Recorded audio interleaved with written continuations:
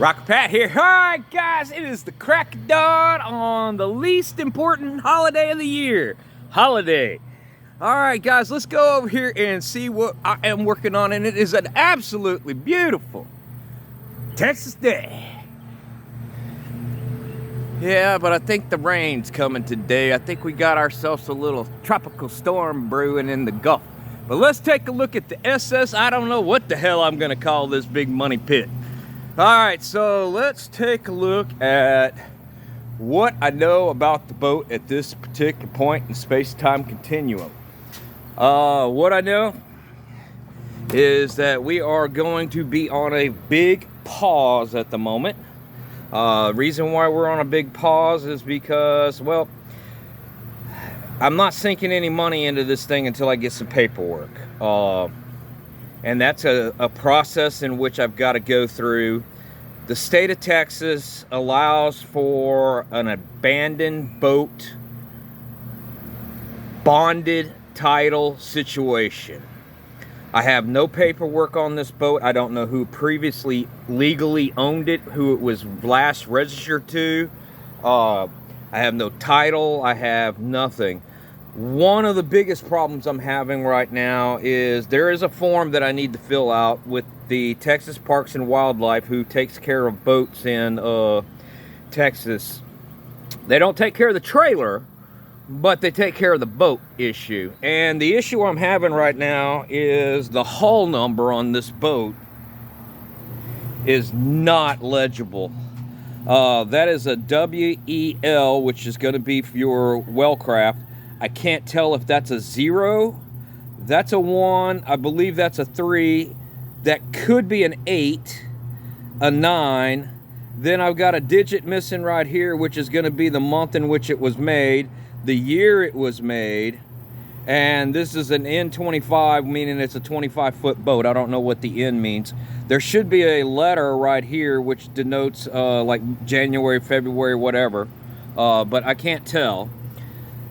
So tomorrow is Monday, and I'm going to go down to League City to where the Parks and Wildlife people are, and I'm going to explain to them I can't read this number, and I am going to try to set up an appointment to drag the boat down there so that an officer can make the determination on what this number is so that I can fill out the paperwork. It's going to take 6 months minimum for me to get paperwork on this boat. What they do is they will list this hull number and a description of the boat on the Texas Parks and Wildlife, their web page. And if within that 6 months somebody comes along and makes claim and ownership to this boat and has paperwork to prove that it's their boat, then I have to give up the boat.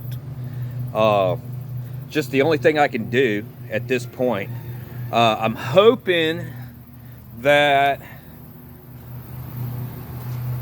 the game warden can run these numbers through Minnesota and hopefully find out A, who the previous owner was, B, what this actual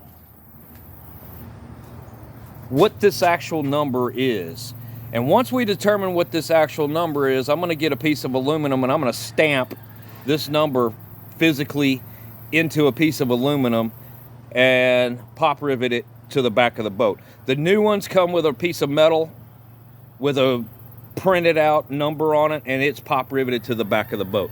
So that's the problem there. Now let's talk about why I'm at the point where I'm at and everything. So the last time we talked about the boat, we talked about the fact that I was told that this engine ran and that one was locked up. Well, I took 5¼ gallons of clear rain water. I know there was a few comments about possibly the boat sank at dock and everything, but there is absolutely no evidence that this boat has ever sank. I can look at a car and tell you if it's been underwater, and I can look at this boat and tell you it ain't been underwater.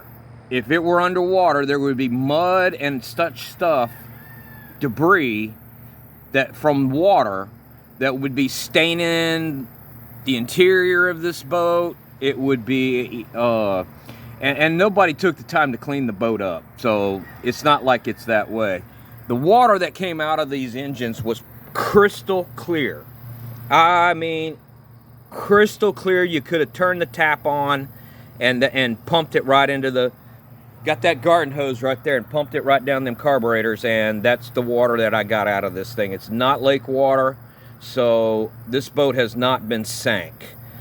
But what I did find was, once I got the water out of it, I put a breaker bar on the crankshaft, and they both locked up until I pulled all the spark plugs out. That one over there I can make spin completely over. This one over here, on the other hand, goes about 3/4 of the way and stops both directions. So at that point, I got the little Duracell battery over there. Is that what it is? Duracell? Yeah, it's a Duracell. And I hooked it up to this engine, and I couldn't get anything. Man, I'm going to tell you right now, they did not do you any justice on how they put this together.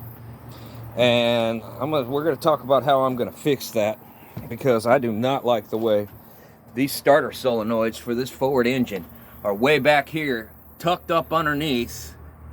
The one over there I can't even see. The only way I ever saw it was sticking my phone down in there. So I checked this one over here, and literally that yellow wire right there is going to the starter, and when I move it, I'm moving that wire this much in and out of the starter. So the starter on this side is trash. So I stopped playing with this one and said, okay, well, let's put the battery over here on this side and crank this one. Well, when I hit the key, all I get is click, click, click. So the starter's trash on this side. Now, think, oh, just throw a starter on it. Yeah, that's easier said than done on this. This is not designed to work on in the boat. So I've come to the conclusion that since this one's locking up, we need to pull this one out completely. And if I'm going to pull this one out, I may as well pull this one out, service both the starters. At the same time, I am going to move those starter solenoids from their current location up into this bay up here by the batteries, where they ought to be, where a man can get to them if he's out in the middle of the lake and something's going click. And he might need to jump start the battery or the starter. So that's what I'm going to do there. And that is the reason why we are on a major stoppage on this boat until I get paperwork. I am not going to put all that effort into a boat only to have, after I'm done making it work and everything, somebody from Minnesota show up and say, no, that's my damn boat. Where the hell are you? You know, because I don't know if this thing was stolen. I don't know anything about it other than big boob girl brought this over here and dropped it off and left it with me. That's what I knew.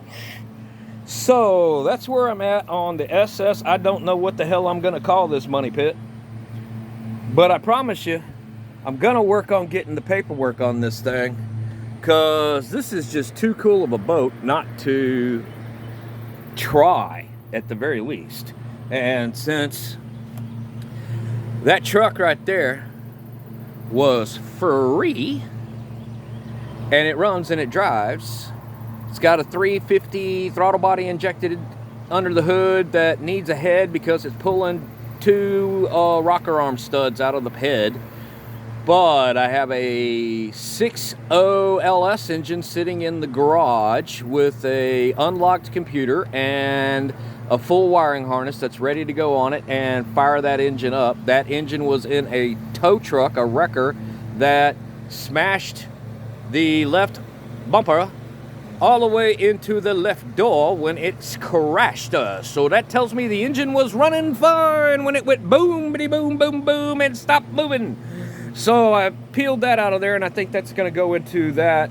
I need to get some wasp freeze because I got a big red hornet nest around here somewhere, and I don't know where it is. They keep buzzing me, and I ain't even tried yet. All right, guys, well, that's what we're rocking and a rolling and a rolling and a rocking on today. Well, really ain't gonna do that. I think I might get Sketchy Dick out and bring him over here and try to fix that windshield deal. All right, guys, well, y'all keep rocking and a rolling and a rolling and a rocking. And one day we're gonna be boating and a toting. All right, guys, talk to y'all next time.